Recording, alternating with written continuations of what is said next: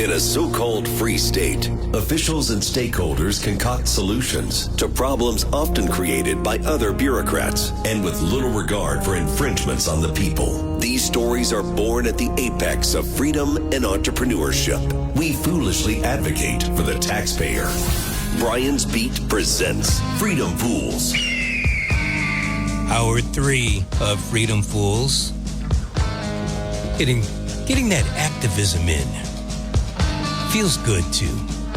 Love hearing from you. We've got a guest in studio. Get ready. Freedom Fools on WBSM.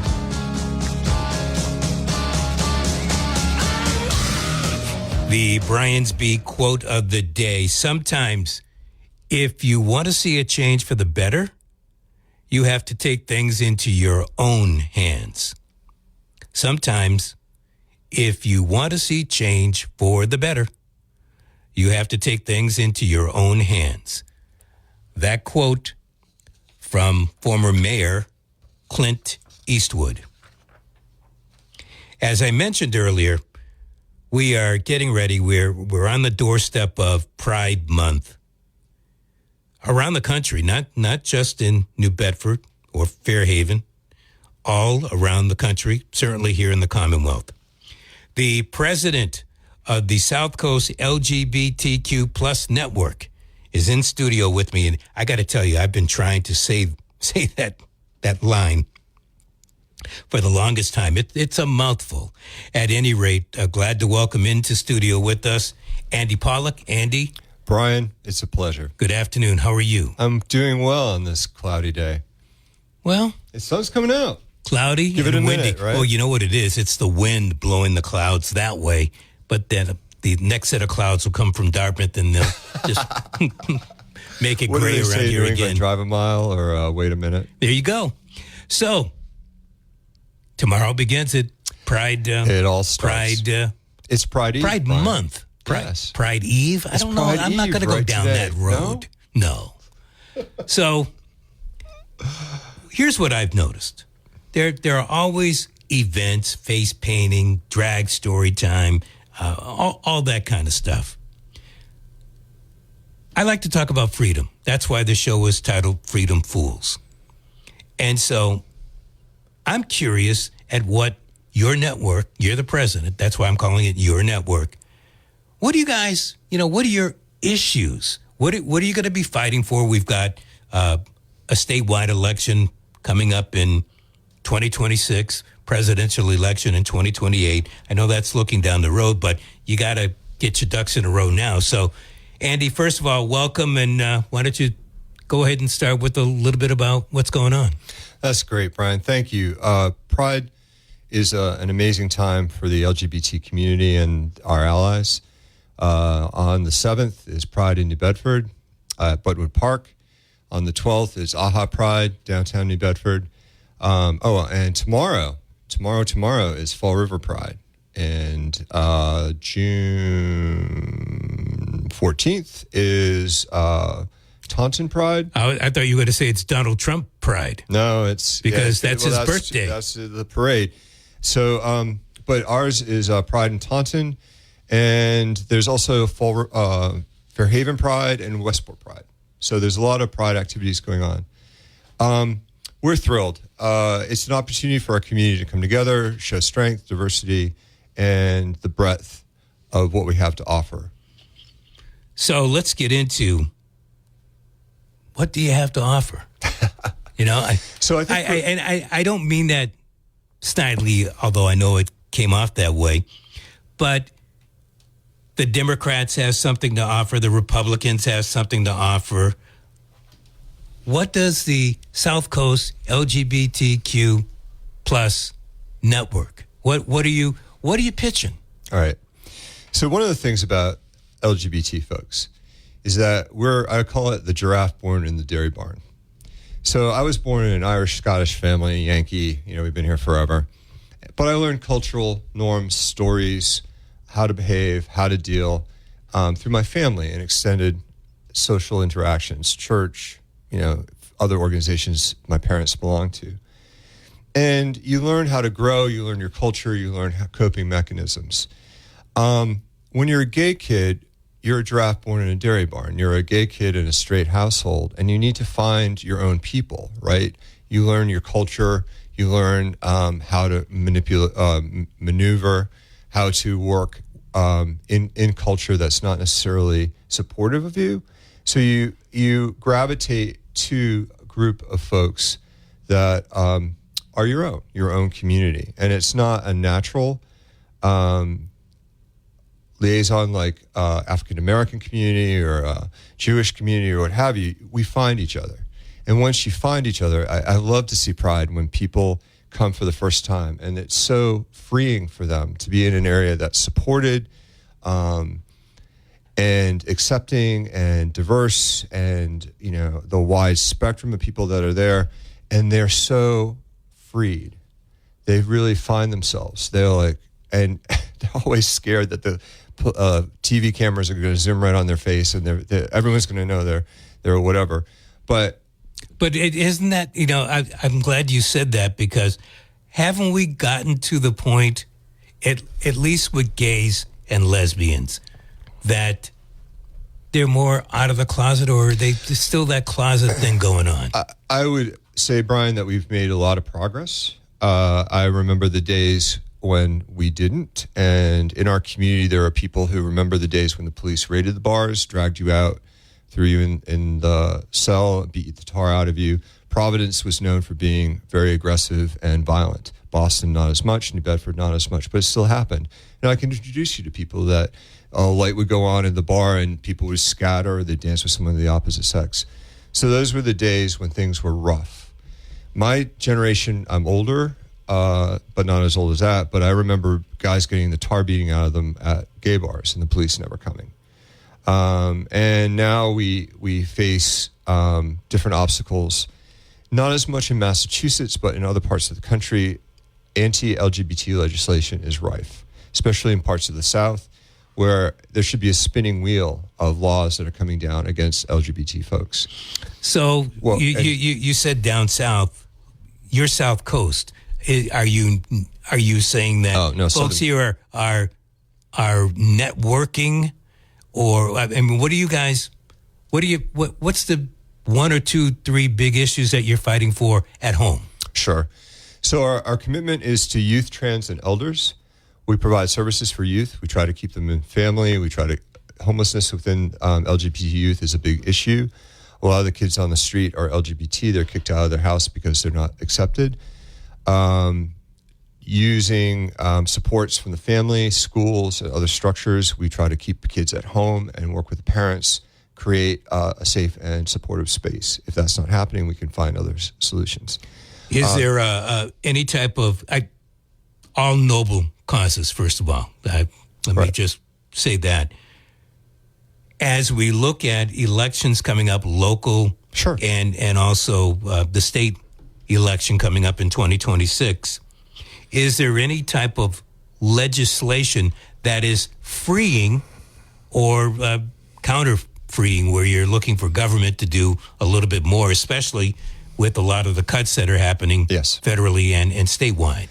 Well, to just finish with the southern piece, we see a lot of those laws being kind of a practice for national legislation. So the fact that you can't say gay in many states in the South, like a school teacher can't put a picture of their partner or their husband or their wife or whatever, unlike a straight person, or you can't mention it in school, or you can't have an LGBT organization. We start seeing some of these things, and we're wondering, we see migration, people coming up from the South, getting away from, especially the anti-trans laws that are happening in Texas. I have a trans woman that's living with us at the farm. I have a farm in Dartmouth. She's come up because it's horrific in those areas, and they're trying to get out. So in Massachusetts, we are working to keep the gains that we've had. We've had wonderful successes with marriage equality, the first in the country in Massachusetts. 20 years ago, we worked for equal marriage, and when we were listening to our opponents, they were saying all sorts of things, like crime was going to increase, people were going to leave their heterosexual marriages and get a gay marriage, and the world was going to end. 20 years later, we look at it, and it's a stable society. I think the gay community has been much more stable because of marriage in it. So those are the things that we're looking at. I think some of the federal laws that are happening that are being imposed upon Massachusetts, one of which I can just mention right now, is there's a shelter law. Now, for trans folks, they may have had surgeries, they may have present as a different gender than their birth certificate. There's a lot of work in the transition from one gender to the next. And they are being told that they need to go to the shelter, or the federal law is that they would go to the shelter of their birth gender. And talking to folks who have had surgeries and present as the opposite gender, this would be very difficult for them. What I hear from the trans community is they'd rather be on the street, that it's safer for them to be outside than it is to be in a homeless shelter of their birth gender. So things like that.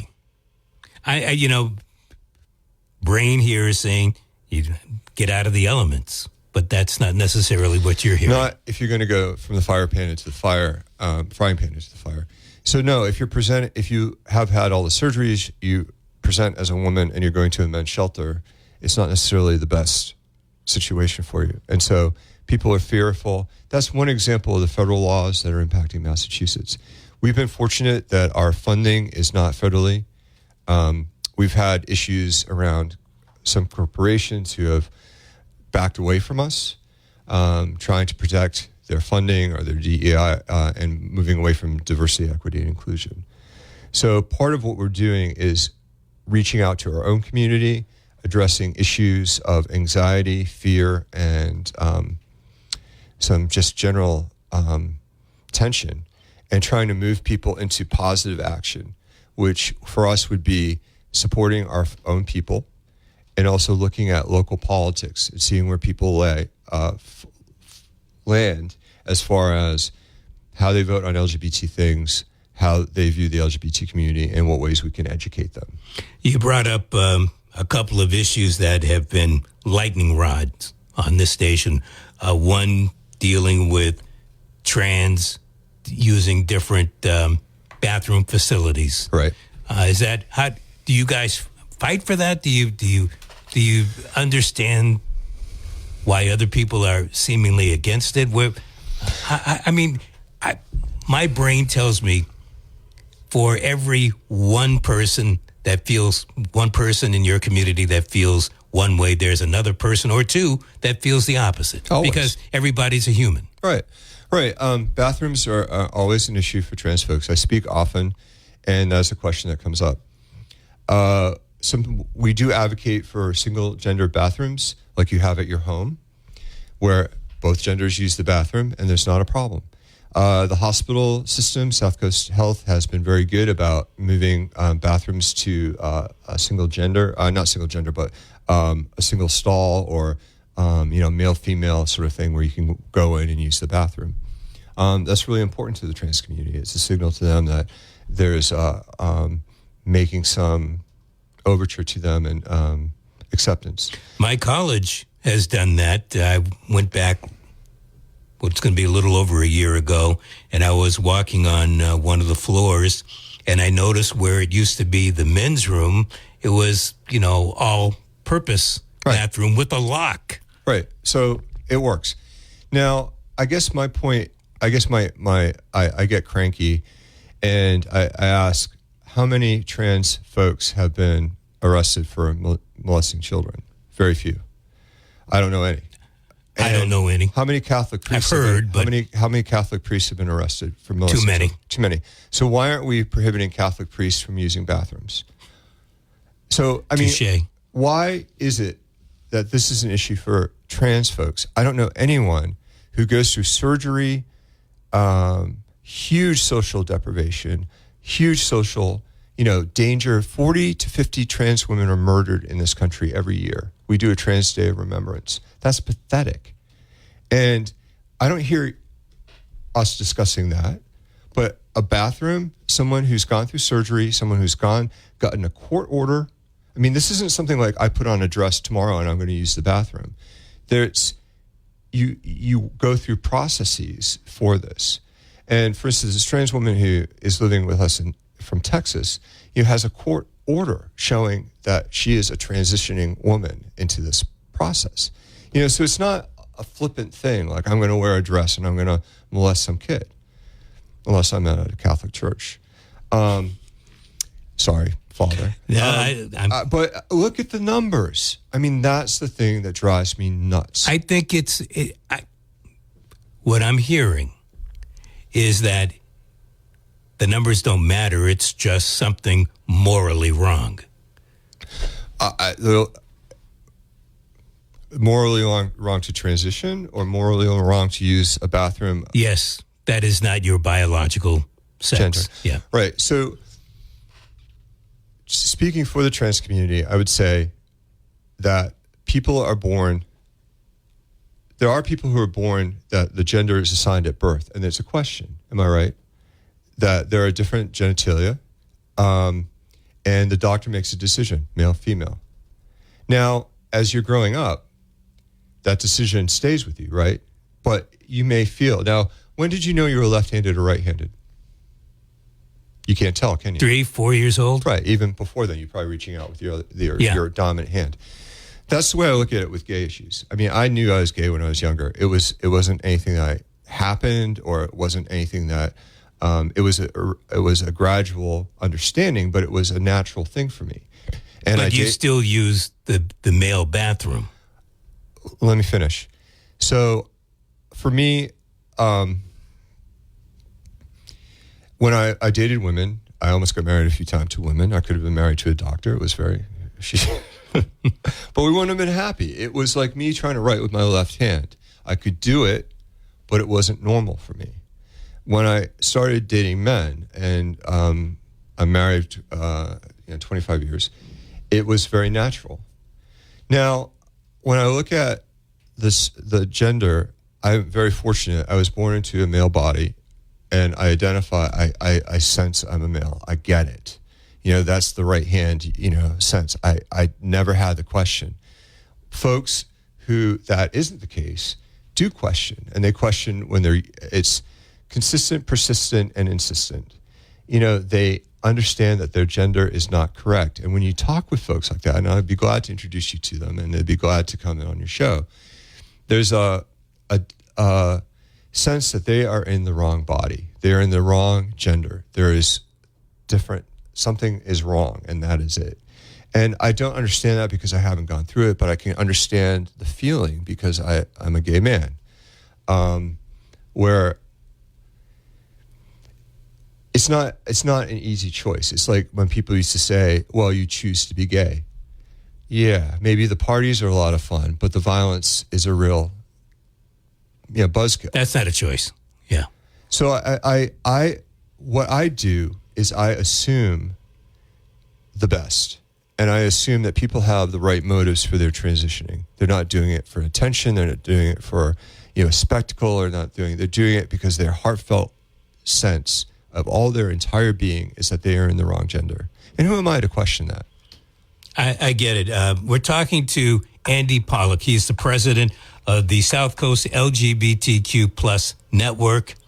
So now let's transition. I think this has been adult speak. Sure. There are parents that call in, mostly male parents.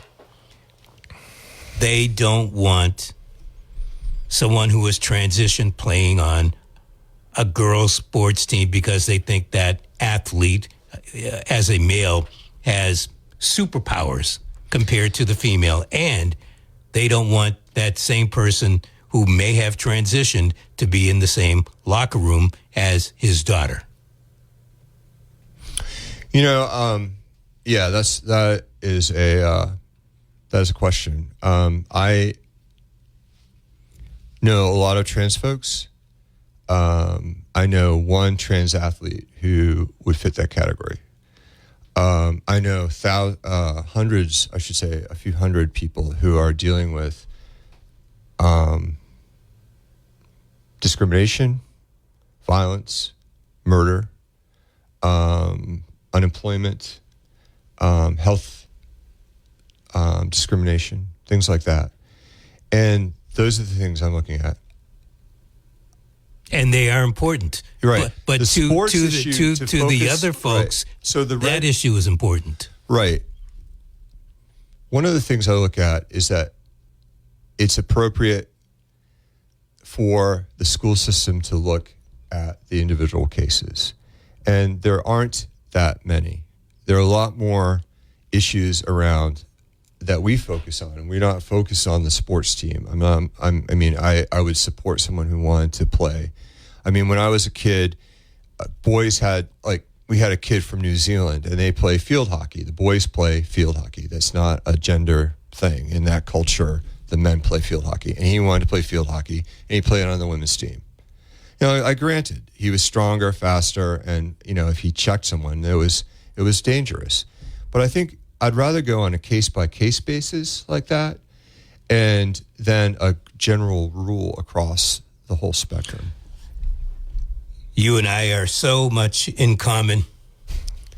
I agree with you on that. It's like the whole thing dealing with immigration. Each case on its own. There's a due process, even with kids that have transitioned. Right. And I think from our community, we have a lot more larger fish to fry than whether a trans kid is going to play on a sports team. I would rather leave that to the parents, the coaches, and the school system than me. But glad you brought that up. And maybe this is one of those issues that you will be fighting for. It seems to be decided more on the state or the federal level. And sometimes the state says one thing, the Fed says something different. You know, right? Who's making the bed? Hopefully the parents, the teachers, and the coaches. Hear that? He's saying it starts with the family. All right, we're going to open up the phone lines for you when we come back at 508-996-0500. Freedom Fools on WBSM. Having a little Dartmouth talk during the commercial break. Andy Pollack is our guest. He is the president of the South Coast LGBTQ Plus Network. Pride Month starts tomorrow. We're talking about some of the issues that Andrew sees his group and others going through border to border, coast to coast. I brought up the whole thing dealing with boys that have transitioned to girls in locker rooms and playing on girls' sports team. You were trying to say something. We went into the break dealing with that. I feel that kids on sports teams, again, we had talked about parents, coaches, and the schools. I do feel, however, that it is a little bit of a red herring, that we're looking at this and we're not looking at some of the other issues that trans folks face. And those are the ones, to put a priority, I would much rather look at employment, health systems, safety, security, all those issues before I put someone on, when I went to bat for a kid on a sports team. So do you think, you did say red herring, but do you think when Donald Trump comes out and he has an executive order basically banning that from happening, do you think that he's feeding into the, I like to say throwing red meat to the lions? The statistic is that more Americans believe they've seen a ghost than know a trans person. Okay? So most Americans don't know trans folks, but Donald Trump used it very well to manipulate. And if you look at other leaders in the past, whether it was Jews or black people or whatever the scapegoat was, it's easy to vilify rather than to support a group of people and to cast dispersions on them, to cast these tropes. When I was younger, the big trope was gay men were pedophiles, right? I don't want that guy around my kid. He's gay. What does that have to do with it? But that was a real strong stereotype, and we always fought against it. I remember living next to two kids. We would never have them in the house because we didn't want any sense of impropriety. And, that was my own issue, because I remember talking to the parents. The kids are grown. One's a doctor and, doing well.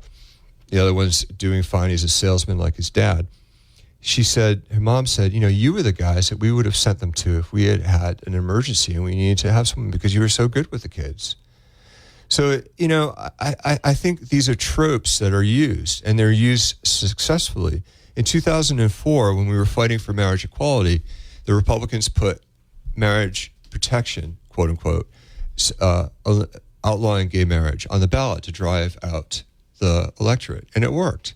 And this is what they're doing now with trans folks. I think if people want to look at the trans issue, meet a trans person, talk to them one-on-one, interact with them, listen to their issues, listen to their concerns and their journey. I'd be happy to meet with people and to facilitate that, whether it's a church or an organization. We do that all the time. You make a great point. The numbers. It's 1%, less than 1% of the population. It's trans. And this is the focus? I mean, really. I'm glad he's not looking at the price of eggs or the price of groceries, because those are out of control. Other things are out of control. My stock market, looking at that, I get nauseous in the stomach. All these other things are going, and yet you're looking at trans people? Like, why don't we focus on the priorities? I mean, we talk about good governance. I don't think this is good governance. Fair enough. You said focus on the priorities, so focus me on your priorities. Number one. Again, youth, trans, and elders. Now, for me, my day job, I work with older folks. And at Pride this year, at Pride for every year that we've done it, we've had a tent for elders. In our culture, American culture, does not value older folks like you and me, brother. Speak for yourself. I know. We're going over for the senior discount after this. Yeah, I already got it. All right, brother. So our culture doesn't value older folks. And in the LGBT community, for various reasons, it's very youth focused. So we want to change that. We do a lot of intergenerational activities. We had a big intergenerational dinner at the Wamsutta. They're doing an intergenerational trip to Provincetown this summer. There's a lot of activities. The idea is our elders have wisdom, they have perspective, and they have stories to tell. And what we're trying to model to the younger folks in our group is that we care, we value, and we provide. So not only do we provide services for them at Pride, like a tent and places to sit and food and drink and games and a good place to watch the entertainment, we also provide services for them during the regular time, not Pride. So helping them find transportation or food. A lot of the stereotype is that the wealthy gays, you always see the pictures of the happy gay couple tramping through Europe. But that's not the case. A lot of older gays are poorer. They haven't had the economic opportunities. I'm glad you brought that up, because I was listening to this. When you're trying to do the intergenerational thing, are we talking gays or LGBTQ plus older and LGBTQ plus younger? Yeah. Or just everybody. Anybody? And we take anybody. We are welcoming everyone. And I think that's... How's that working? Beautifully. Yeah, the organization was run by a straight woman for 5 years. Your network? Yes, our network. Before me, the president was a straight white woman. Nothing wrong with that. No. And we have straight people. We do allow straight people on the board. So, in other words, you don't discriminate. We don't. We welcome. If you have gifts Donald Trump would not allow that. No. He would say there's some type of DEI going on. That's right. The DEI is now a dirty word, and we see a lot of companies and Let me organizations. correct you. 33 words. 33 words, thank you. Dirty an acronym. So we see companies pulling away. We see people rewriting things, policies, procedures, grants, what have you, to take the DEI out. And there's a list of words. I don't know if you've seen them, but there's all the words that they are suggesting that you don't use, like inclusive or race or black or, some of these other, gender or woman. I mean, the words are amazing. The way I look at it and the way I pitch it to our community is, we're a target. Just accept it. We can't hide. We're not going to hide. And we're going to stand up straight for us. So that means working with the companies who are supporting DEI and affirming them, helping them in whatever way we can, and encouraging them to keep steady and strong.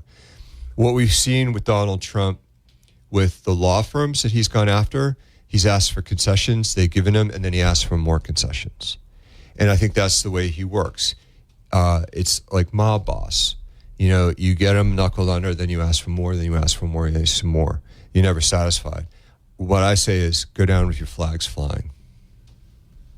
Go down with your flags flying. There's a term. Take the stand. Be honorable. Do what's right. And diversity, equity, inclusion is not something that makes us weak. When we look at the American patina, when we look at our history, there's some awful and terrible things that happened. But there's also this blend of people coming together that they're not one type of person. There are multi-types of people. And how this country has kind of, not always, but sometimes looked beyond the differences and said, you know what, if you're Jewish, you can go to medical school. If you're black, you can vote. If you're this, you can do that. And it's made strength in our country. We had universities that are amazing. We have innovation. We have diligence and hard work. And those things come not just from one type of American, but from all Americans. What do you say to the Americans who believe that because of DEI, because of affirmative action, that the traditional population of this country is kind of etched out of the job because somebody was chosen because of diversity, because of equity, because of inclusiveness? Versus a meritocracy? Yeah, you can say it like that. All right. I go to a Quaker meeting, and some of our kids go to Moses Brown, an amazing school that costs $40,000 a year. Now, a lot of our kids at the meeting get scholarships to go there, and they get a fantastic education. They would tell me that not only are the parents spending $40,000 a year, but they're also hiring tutors to work with their kids at night. So these kids are not only getting the best education they can have, but they're getting tutored on this for money, right? I mean, this is costing cash. And from that, they're getting into elite universities and getting great jobs and moving forward. Now, the kid who's struggling working at Starbucks, trying to get wages so that he can get food, so that he can feed his family and help support the family, isn't getting tutoring. They're not getting the greatest education. And I think when we look at the disparities, there's reasons why people get legs up in this society. And I have no problem with that whatsoever. The fact that someone who is different, like when we are looking for a board member, we look at what the skill set is and we look at what they have to bring to the table. So if someone's coming in and they are from Fall River and they're a woman and they have a good financial background, great. If they're a man, great. If they're trans, great. If they're whatever, great. But we won't all want white women sitting at the table. We don't want all white men. We don't all want black men. We want a diversity so that it represents the entire community, and that brings strength because it brings different perspectives, it brings different outlooks, and it generates different ideas. You come from a different background, I come from a different background, we have different thought processes. Now, allowing someone to get a leg up, I understand that. Again, as a white male, I look back, my first job was at a factory in New Bedford. I was done with grad school. All the white guys had ties and we sat at desks. The white women typed and they had coffee on their desk at 9 o'clock and it was off. They weren't promoted. The white guys were promoted. We all made more money. We could do different things and they were subjected. All the guys, they were all men in the factory. There were no minorities. The biggest minority we had were Portuguese, and they fought to be Portuguese at that factory because they went on strike until it was all French. Now, some people will know what factory I'm talking about. It doesn't exist anymore. But, I look at those things, and is that what we want to go back to? Where, women... I'm just going to cut you right there because I listen to folks and I can't help but think, yeah, They do. I know. They do want to go back. But not all of us not do. all of them, but quite a few do. And it's because they feel that they have been discriminated against. You know, my dad grew up in the West End of New Bedford with a lot of Jewish folks. Back then, there were only 10% of the medical schools were taking Jewish students. They had quotas. And one family changed their name from hobbits to something else to get into medical school. You know, and people did those things in those days to get ahead. And I understand that. And thank God we don't have that anymore. But I don't understand moving back to those times. Because people see a glory day back in that time.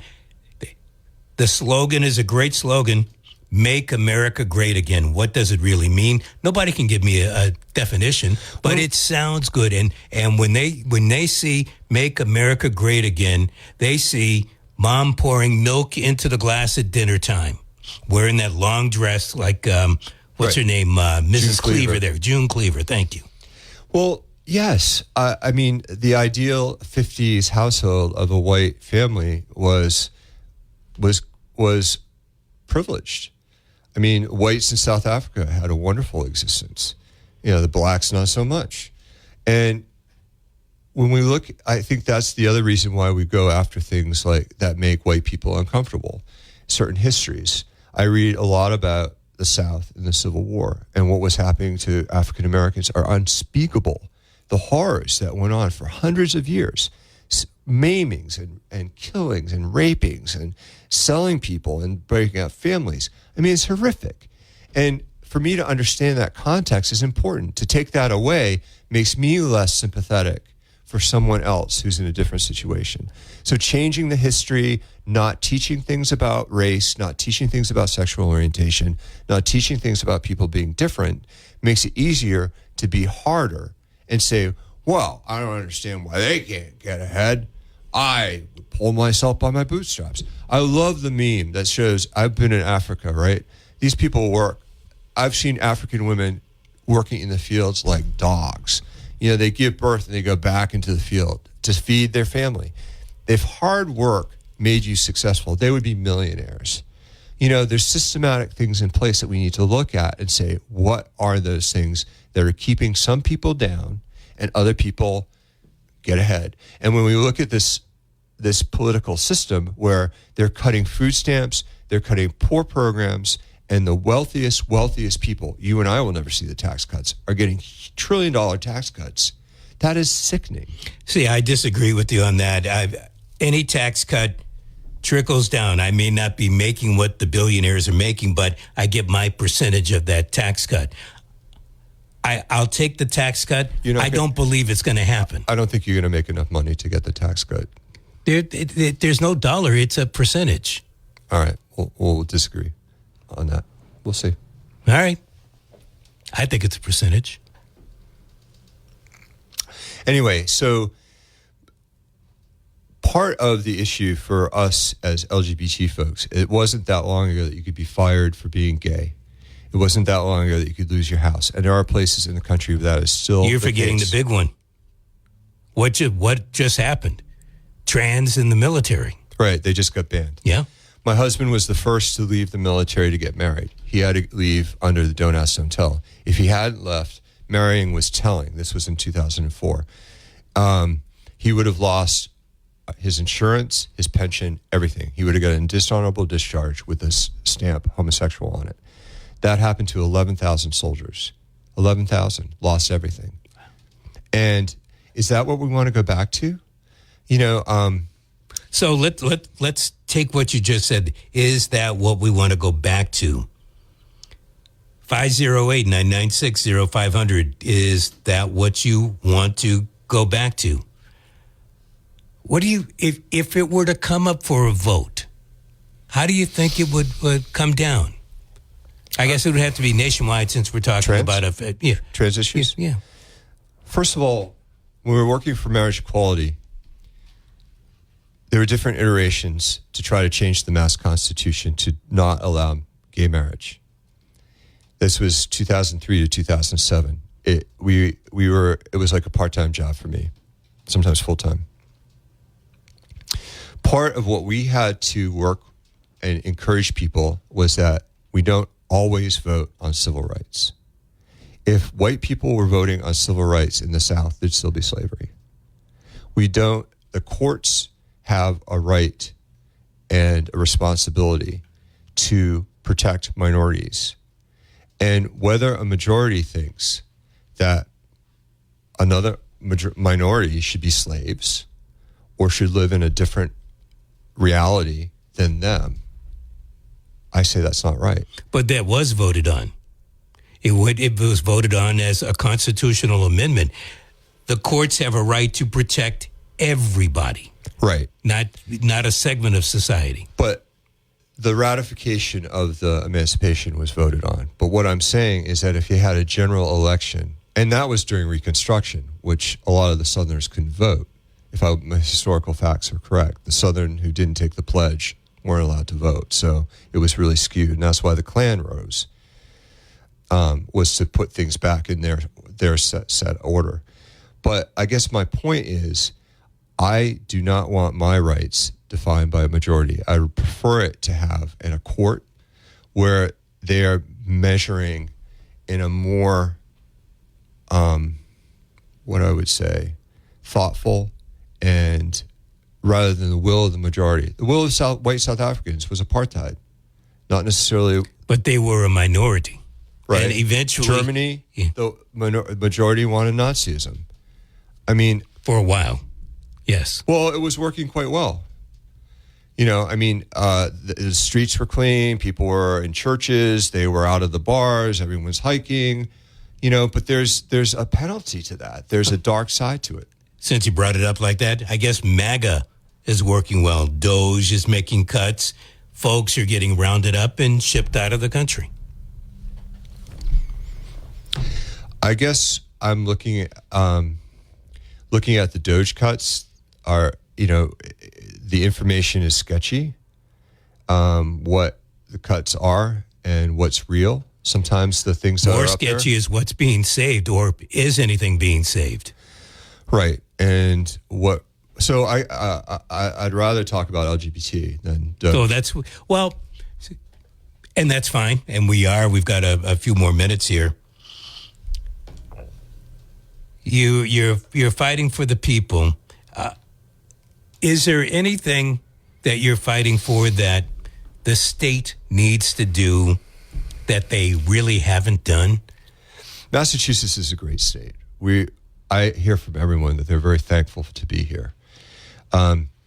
It's open, it's inclusive, it's much more progressive than other parts of the country. The southern parts of the United States, the British government has warned their LGBT travelers that it's not safe. I mean, when they start doing that, when other countries are saying that parts of our country aren't safe for the LGBT folks, I take it seriously. What I'd love to see is New Bedford become like Worcester and Gloucester, where they become sanctuary cities for trans folks. I'd like to see Massachusetts stand up for what's right, like on the trans shelter laws, saying that we won't follow that. People will go to the shelter that they identify as. I don't see the harm in it. And I am thankful for people like Maura Healey who are taking some aggressive steps on LGBT stuff. I mean, and the state as a whole, where we've shown the country, when we were doing marriage work, we felt that the eyes of the nation were upon us, that we were the example. And if we had failed, then they would use that as an example of failure. But it didn't. Andy, going to ask the question that I asked my listeners and my earlier guest. According to the Trump administration, Massachusetts is a sanctuary state. Maura Healey says we are not. What do you think as the president of the South Coast LGBTQ plus network? I would love us to be a sanctuary state for folks that are coming up from areas where, especially for LGBT folks, speaking about that, where the laws are really draconian. You can't change your license. You can't change your birth certificate. You can't get a passport. You can't do this. You can't do that. If you're in Texas, you can't take, if your child says to you, Dad, I'm feeling odd because I don't feel like I'm in the right body. I have these issues. You can't take your kid to a therapist. It's illegal. They can take your child away if you go to gender-affirming care. It's really stepping into, in a country where we value freedom and where we value the right of the family to interact with a family, a doctor, the child, and their therapist and say, no, this is illegal, period, is not what I see America standing for. I want to thank you very much for coming in today. My pleasure. Wow. It flew. Really deep, man. Yeah. Oh, yeah, it always does. Anytime, brother. Andy Pollack, he is the president of the South Coast LGBTQ Plus Network. Got to take a quick break, and then I'll be right back to wrap things up. See you at Pride.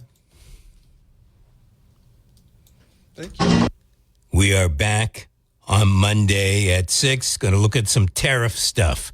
64 in Taunton, 64 in Wareham, 64 in New Bedford. Traveling around from town to town.